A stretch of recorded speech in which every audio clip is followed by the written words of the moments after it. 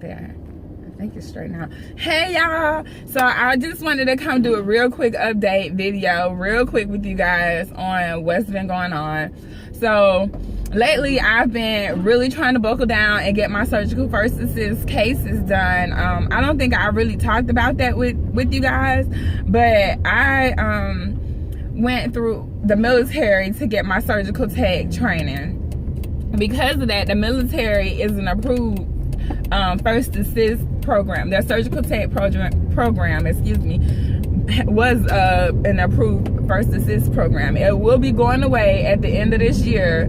That pathway to become a first assist will be going away. But I'm almost done with my cases, so before they close the pathway, I figured that I would go ahead and do, you know, go ahead and get my first assist, everything that I needed to do for my first assist certification done. And so I'm almost done with it, and basically that has been really taking up a lot of my time, just getting prepared for that exam. It's a lot more detailed than the first assist or the surgical tech certification, and it's just not that it's just different. Like, I do all of the stuff, but I didn't remember the stuff when I read it. Like, I don't remember exactly the textbook version of what I need to know. So I've been getting some of that under control.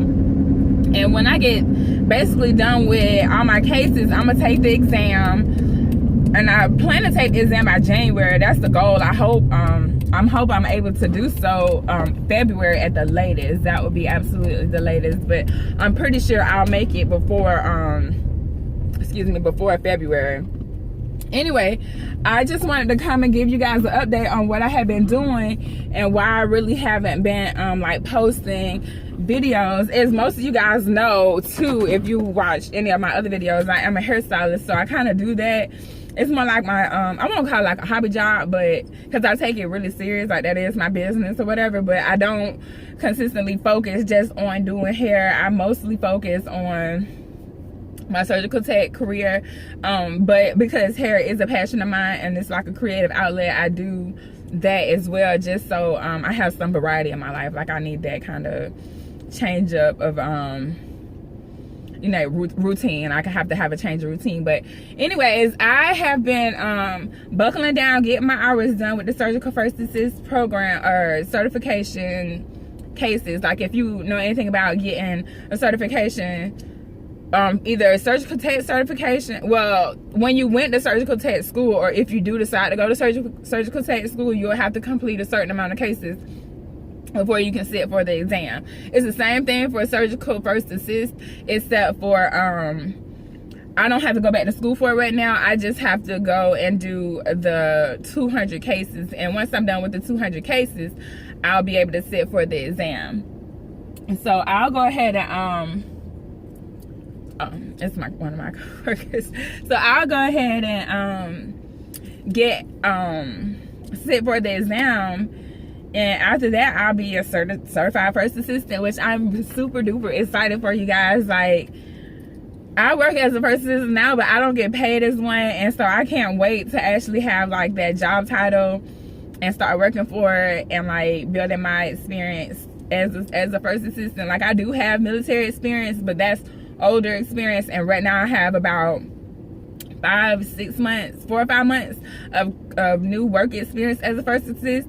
And so I'm really excited about that. My jobs, because of my experience, are letting me work as a first assist, and because I do qualify for the exam. But after I qualify for the exam, if I'm not sitting for the test, then I won't be able to work as a first assistant anymore until I go back to school for it.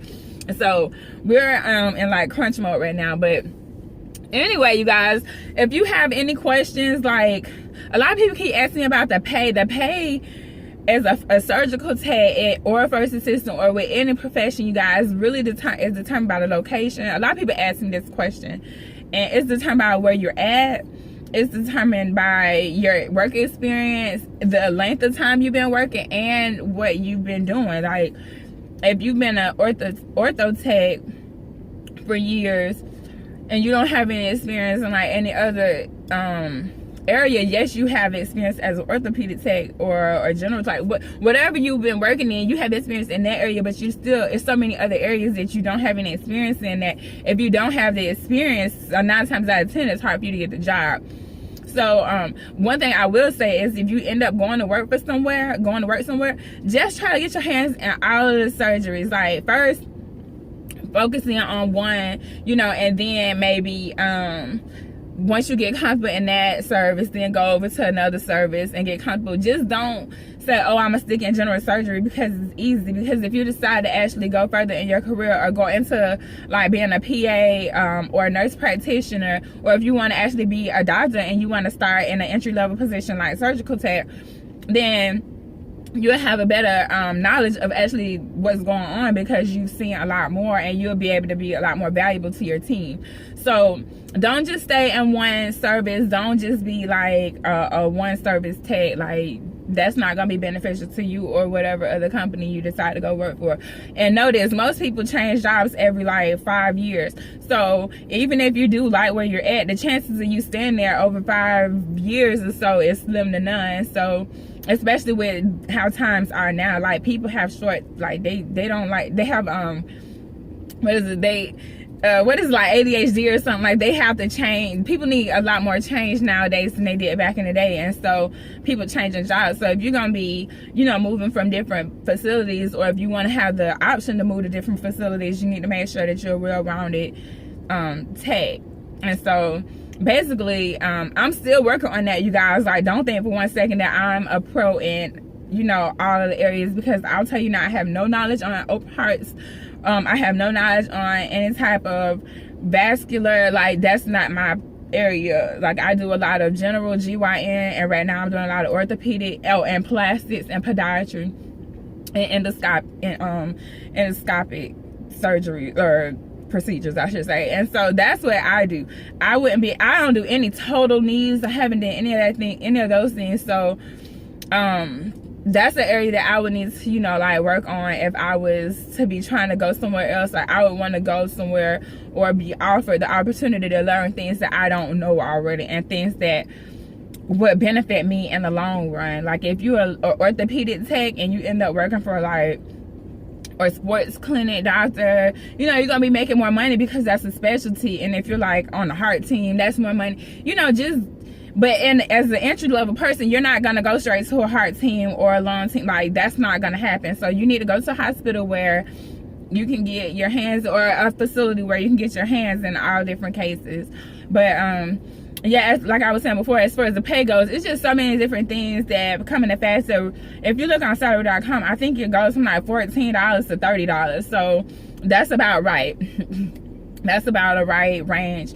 And so first, once you start adding certifications to it, then, you know, obviously you end up on the other side of the pay scale, on the higher side of it. But just to start off with, you know, you just want to make sure that you're somewhere. Don't worry about the money, because you're not gonna make a whole bunch of money at first. You're gonna make some decent money, and it'll be consistent. And if you're at a hospital, then you'll have call pay and shift differential and things like that. So that plays a part in how much money you'll make. But you need to go somewhere where you're gonna get the experience that you need to actually excel and flourish in this career.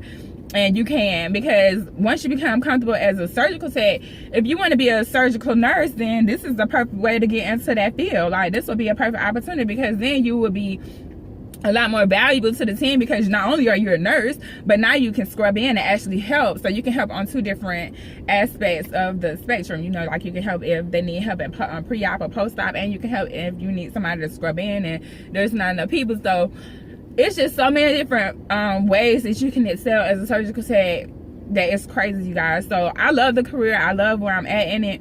I love where I could go with it.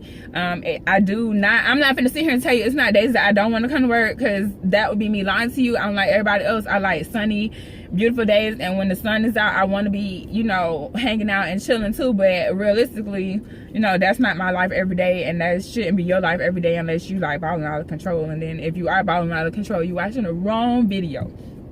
Anyway, I gotta go to work. I got like 2 minutes to get in there, and I have to use the bathroom. So I just wanted to come and give you guys a real quick update on what was going on, where I'm at, you know, ask you guys what else you need to know besides how much the pay is, because I don't know what to tell you. Like I say, between $14 and $15, or $14 to $30 is what I see, and that's the higher end. $20 would be like a normal, like, person that has had a little bit of experience range, like a lot more experience, like I'm gonna say around the over the 5-year range. So you can kind of base it off of that. But like I say, if you go to one of the hospitals, you get shift differential, weekend pay, and all of those, you know, different types of pay. So that plays a part in it. But anyways, you guys, I gotta go, and I will see you guys on the next video. And thank you for watching. Please subscribe and share my videos, you guys. I'm trying to build up my my YouTube channel. So if we get some more subscribers, then we can try to start doing some like giveaways and things like that. But anyway, I love you guys, and see y'all later. Bye.